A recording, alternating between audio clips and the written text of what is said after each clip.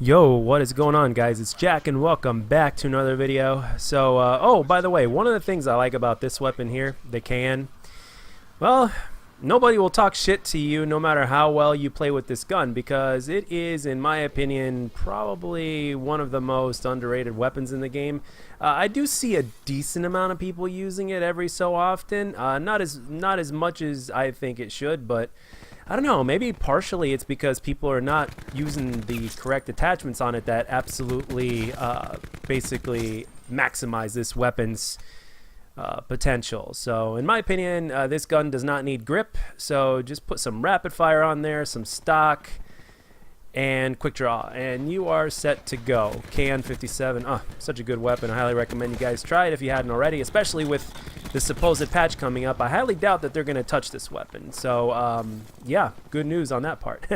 But anyway, let's get into the discussion of today. Now, I was watching earlier a video that 8 Thoughts posted today, I believe it was, and he was talking about the custom skin that was brought out after Marshmallow, the really popular content creator. I'm pretty sure Ninja's gonna get one as well, if not already. So that got me thinking. It's like, okay, obviously in this Call of Duty game you got the Daemon, which is probably named after Karma, who is the pro player that has won the most rings in Call of Duty history as of now. So, and you've got, in previous Call of Duty games, you've got the S Ravage, which was an Infinite Warfare that was named after Sandy Ravage, and you know how it goes. I mean, there are things that are put in the game to kind of show respect and admiration to those that have really dedicated themselves to the game.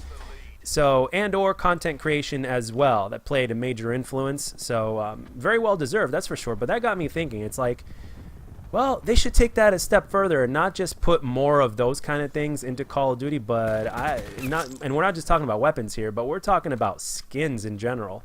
I mean, obviously you've got the specialists, right? But the thing is, what if you can kind of customize your own? You've got, like, for instance, I didn't play this game, but I know a lot of people have.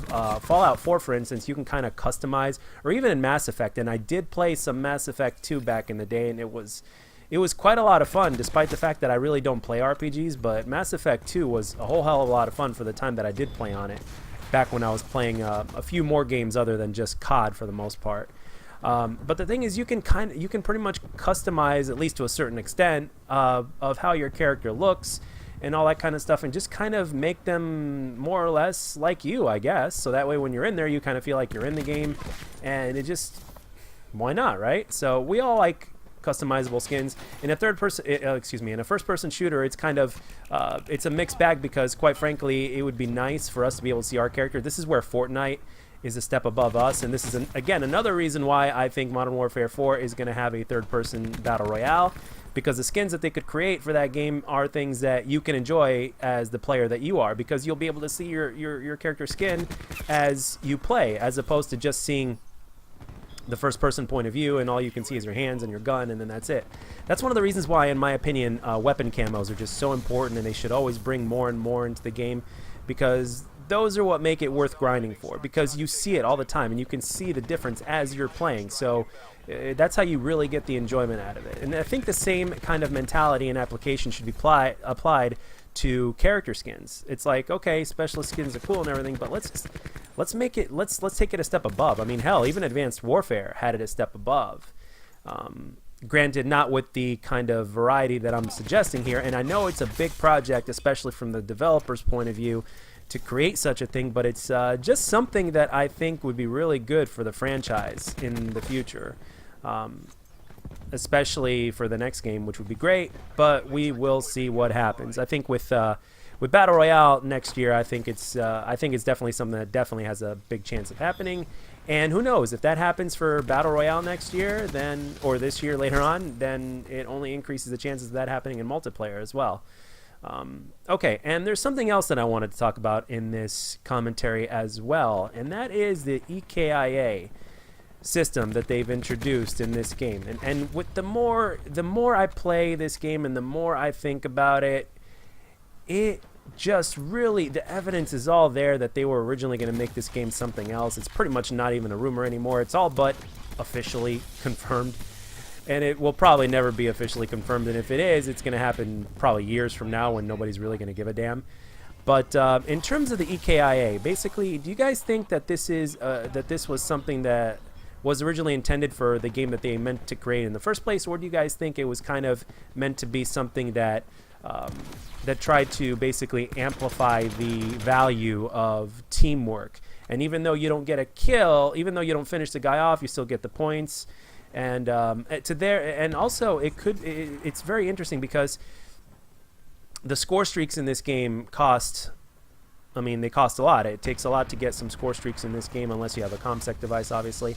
But the fact that you have EKIA, to a certain extent, at least in their point of view, it might make it slightly easier. And you would think, just by putting common sense together, you would think that everybody's KD would actually rise, or EKD or whatever it is, would actually rise in comparison to what it used to be before. But surprisingly so, from what I've seen from other content creators and really good game players as well, and myself included. I'm not saying that I'm really good or anything like that. I'm just saying, like, in terms of what I've experienced in this game, my KD or whatnot is, and my stats are pretty much the same as they've always been in previous Call of Duties. Which, to a certain extent, when you think about how the EKIA system works, it's pretty interesting and kind of surprising to a certain extent. Do you guys also think this was a way to kind of balance the whole time to kill thing? Because some people, actually a decent percentage amount of people in this game, do not like the time to kill, whether they're good players or not. They do not like the time to kill. They want the time to kill to be more or less the same as it's always been in previous Call of Duties. In my experience right now, with the improved hit detection, at least on Xbox, it feels a lot closer to home and it feels a lot better. So, like, when the game first came out on Xbox, it actually felt like a 200 time to kill because of the delay of the bullet registration on this console, at least with my experience. And now it feels like a true 150. So, or to put it better yet, if it was 150 on release, it feels like 125 now because the bullet registration is a lot better. And there are other players out there that have suggested a 125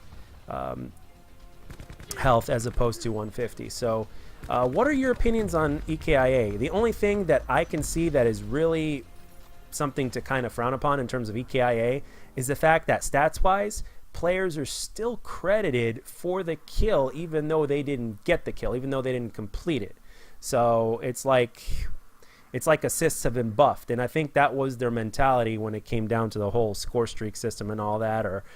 And again, they're trying to amplify the use of teamwork in this game, so there's that as well. So just let me know in the comment section what you guys think, because you guys are really definitely good about expressing your thoughts and opinions on whatever subject, especially when I ask you guys to give me feedback, which is great, and I absolutely love it. And I really do respect and appreciate everybody's point of view. Granted, they're not being disrespectful or arrogantly cocky or anything like that, but yeah, that's it. That's all I got for this one, guys. So let me know down in the comment section what you think, and what you think they should do in terms of skins, and what your opinion is on EKIA and your points of view.